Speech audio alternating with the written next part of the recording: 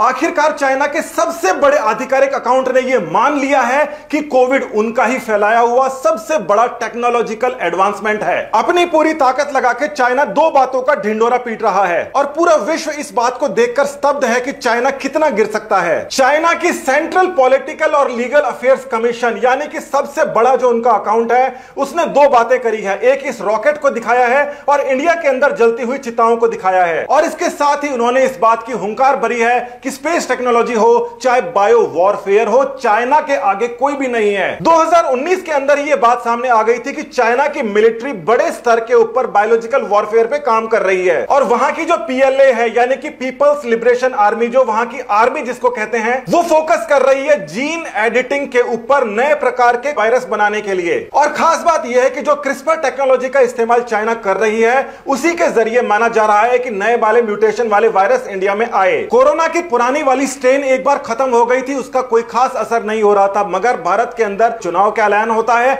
और 4 मार्च को पहली पीक शुरुआत हो जाती है, ठीक 7 दिन बाद। पूरा विश्व इस बात को लेकर हैरान है कि म्यूटेंट 1 और म्यूटेंट 2 इंडिया के अंदर आके एक साथ में डबल म्यूटेंट कैसे बने। ये जो डबल म्यूटेंट है, इसके इस प्रकार से बनने की probability rare of the rarest है नेचर के अंदर। दुनिया भर के विश्व प्रसिद्ध बायोटेक्नोलॉजिस्ट इस बात को लेकर तो सहमत हैं कि किसी भी बीमारी का म्यूटेंट बन सकता है, मगर इस बात को लेकर कोई भी सहमत नहीं है कि 2 अलग अलग म्यूटेंट इतनी जल्दी किसी एक वायरस के अंदर आ जाएं, वो भी नेचर के अंदर। अब इस बात को लेकर आप सहमत हो सकते हैं कि ठीक है, चुनाव के 7 दिन बाद में पीक आनी शुरू हुई, जब पहली बार सिम्टम आते हैं 7 दिन बाद, मगर इस बात को आप लेकर कैसे सहमत होंगे कि ये म्यूटेशन, ये लिंकेज कहां से शुरुआत हुई। और ये लीजिए वो खबर जो बताती है कि वेस्ट बंगाल से लीनिएज नई वाली शुरू हुई ठीक 7 दिन बाद, जो rarest of the rarest of the rarest बात है। एक नए प्रकार की लीनिएज B1618 बंगाल के अंदर शुरू हो जाती है, जिसकी वजह से पूरे इंडिया में त्राही त्राही बच जाती है। पूरे विश्व के अंदर कोरोना खत्म हो गया था, हमने देखा था कि बाकी जगह की जो पीक्स है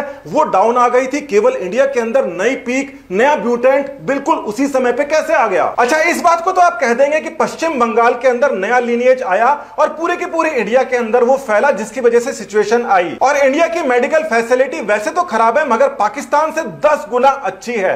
तो ये पाकिस्तान के अंदर इस समय क्या चल रहा है? पाकिस्तान में थोड़ा सा बीमार हो जाता है, इंडिया आता है मेडिकल वीजा लगा के, मगर पाकिस्तान के अंदर ये नया वाला स्ट्रेन कोई तबाही नहीं मचा रहा, जैसे वहां पर इसका कोई फर्क ही नहीं है। और हाल ही की एक पुरानी खबर सामने आ जाती है कि चाइना की वुहान लैब ने पाकिस्तान के साथ में मिलकर कोविड ऑपरेशन किया था।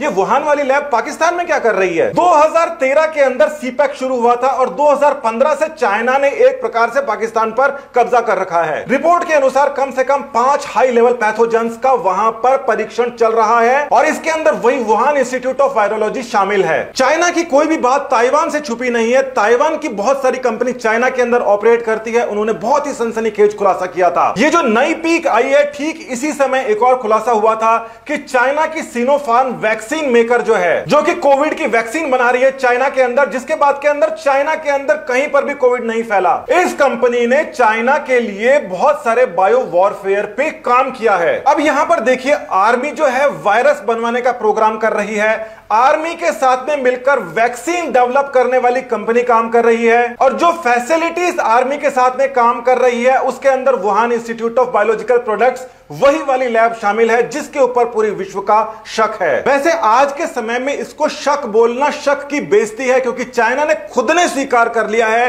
कि ये दोनों उसके टेक्नोलॉजिकल एडवांसमेंट्स हैं। अभी 5 मिनट पहले खबर आई है न्यूयॉर्क पोस्ट के अंदर कि चाइना ने ये जो ऐलान किया था इसको हटा लिया है, क्योंकि पूरा विश्व उसके खिलाफ लामबंद हो रहा है। जहां पर पूरा विश्व भारत की मदद कर रहा है, मदद की तरफ हाथ बढ़ा रहा है, वहां पर चाइना ने भी इस प्रकार का एक ऐलान तो किया था। चाइना के प्रेसिडेंट ने इंडिया को लेटर लिख के कहा कि आपकी हर संभव मदद की जाएगी, बताइए आपको क्या चाहिए। और इंडिया के मीडिया के खास तबके ने इस बात को बहुत जोरों शोरों से उठाया था कि देखिए, चाइना ने ऐसा कुछ नहीं किया है, चाइना बेदाग है, वो तो हमारी मदद करना चाह रहा है। मगर ये भी देख लीजिए, इंडिया ने कहा कि हमें ऑक्सीजन चाहिए, हमें मेडिकल इक्विपमेंट चाहिए, चाहिए और ये सारे के सारे हम पैसे दे के लेंगे।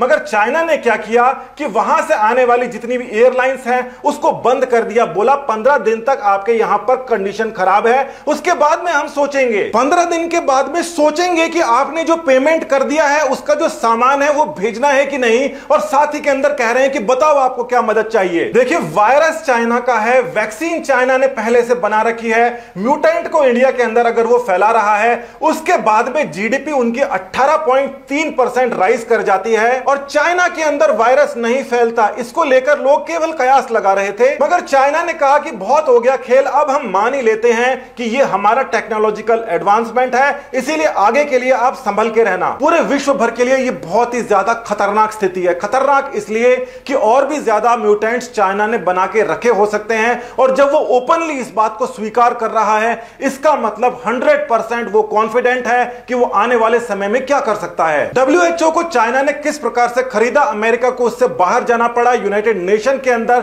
बहुत सारे छोटे मोटे देशों को चाइना ने खरीद कर उनका वोट खरीद लिया है। चाइना के इस कबूलनामे के बाद में भारत और पूरा विश्व उसको जवाब देगा, इसमें कोई दो राय नहीं है। मगर आपको और हमें एक एक आदमी को अपनी जिम्मेदारी समझ के एक साथ मिलकर रहना होगा, तभी हम आगे जा पाएंगे, नहीं तो हमारा अस्तित्व खतरे में भी आ सकता है। नमस्कार, धन्यवाद।